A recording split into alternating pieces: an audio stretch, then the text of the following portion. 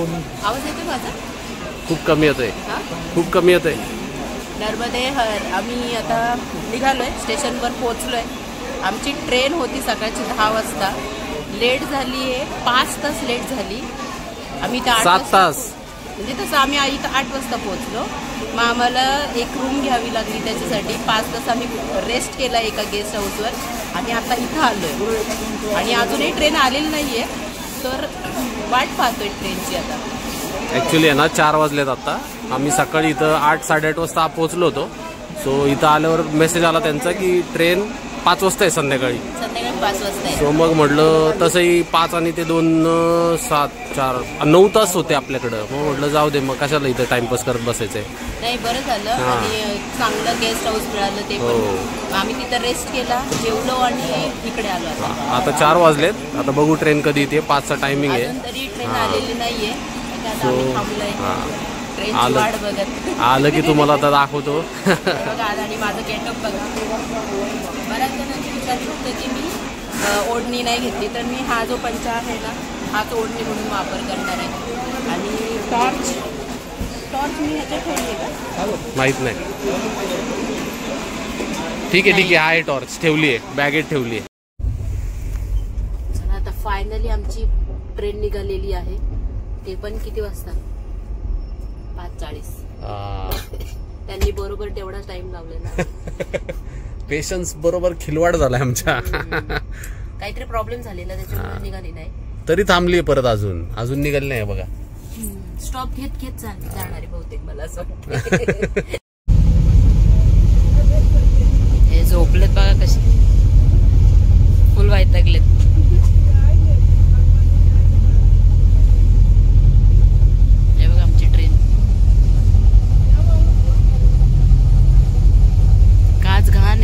लक्ष नका देऊ.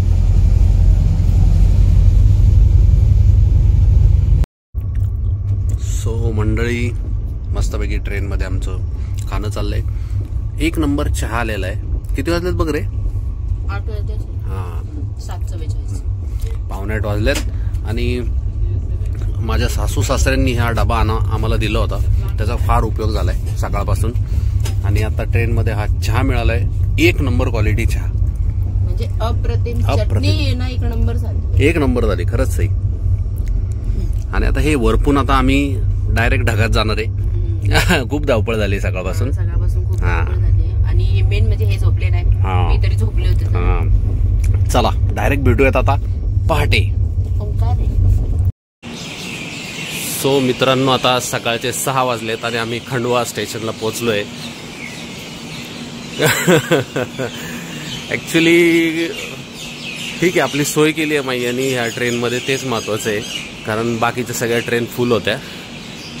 आणि कोणालाही जर लेफ्ट ना रे, हां, जर कोणालाही जर आहे ना खंडवाला यायचं असेल पुण्यावरून, तर हडपसरमधून ही ट्रेन आहे. मुझफ्फरनगरला जाती का मुझफ्फरपूर रे? मुझफ्फरपूर बहुतेक. सो ही 05290 ही ट्रेन आहे. सो तुम्ही ह्या ट्रेनमध्ये तुमची सोय करू शकता. आणि ॲक्च्युली स्पेशल ट्रेन आहे ह्या ट्रेनमध्ये. आणि ॲक्च्युली स्पेशल ट्रेन सोडा, बुधवारची आहे फक्त, ही आठवड्यातून एकच दिवस आहे. सो ह्या ट्रेनमध्ये तुमची सोय होऊन जाईल. सो चला आता आपण खंडवाच्या आता ह्या स्टेशनमधून बाहेर पडू आणि आपली ओंकारेश्वरला काय बसची वगैरे काय सोय होती ते बघूयात. सो मित्रांनो, खंडवाच्या रेल्वे स्टेशनमधून तुम्ही बाहेर पडला 1 नंबरच्या प्लॅटफॉर्ममधून, तर तुम्ही डावीकडे वळायचं. बाहेर आलं की इथं तुम्हाला अग्रसेन महाराजजी हा चौक आहे. सो त्याच्या इथेच तुम्हाला बसेस मिळून जातील ओंकारेश्वरला जायला.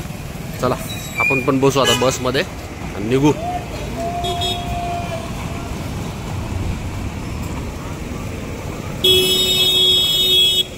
जा बाबा जा.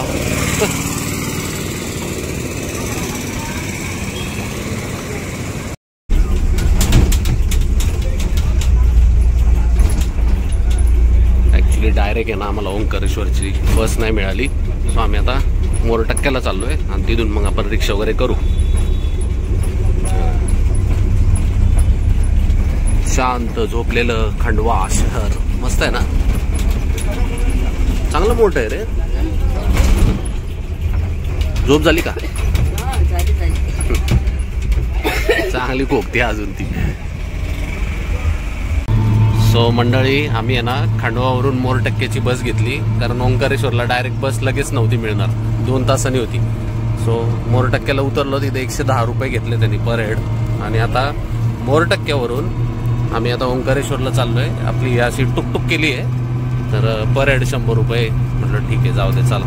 आहे जरा महाग आहे, पण काय आता तिथं त्या चौकामध्ये ना अजिबात गर्दी नव्हती. म्हटलं आता तिथं किती वेळ थांबणार. म्हटलं ठीक आहे चला, डायरेक्ट आता ओंकारेश्वरला भेटू.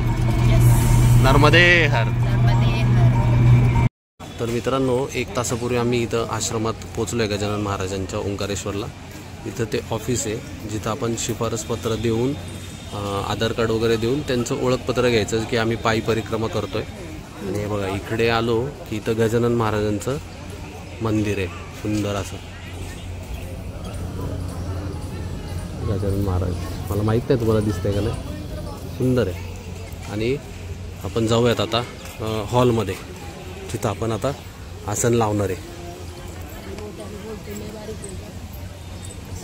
कळालं का तुला की मी का म्हणतो तुला मोठ्याने बोलू म्हणून?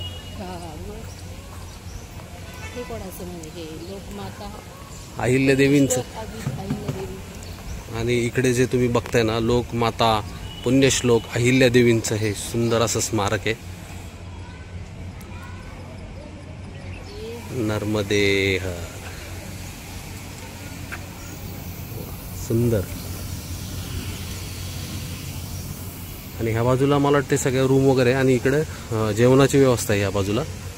आणि इकडे आपण गेलो की हॉल नंबर 1, 2 वगैरे इकडेच आहे ना, 3 सगळेच ह्या बाजूला आहे.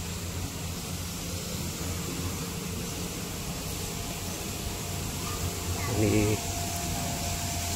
इथे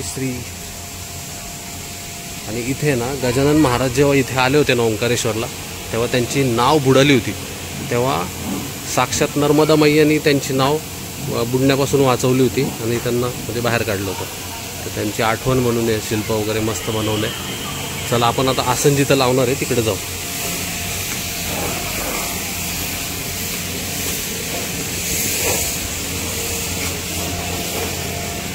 इथं भक्त निवास क्रमांक 3 आहे. इथं हॉल 2 नंबर आहे. आणि आपण जिकडं हॉल म्हणजे आसन लावणार आहे तिथं हॉल नंबर आहे 1. सामान ऑलरेडी आम्ही नेऊन ठेवलेलं आहे मगाशीच, कारण बाकीची सगळ्या प्रोसेस करायच्या होत्या. चला जाऊ पटापट आतमध्ये.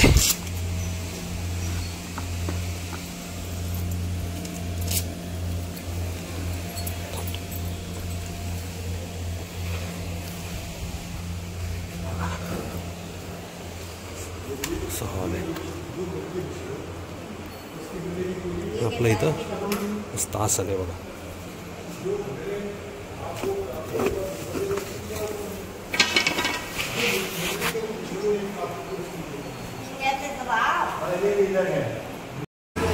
नर्मदे हर. दुपारची भोजन प्रसादी गजानन महाराजांच्या आश्रमात. सुंदर, अतिशय सुंदर नियोजन बघा, स्वच्छता बघा.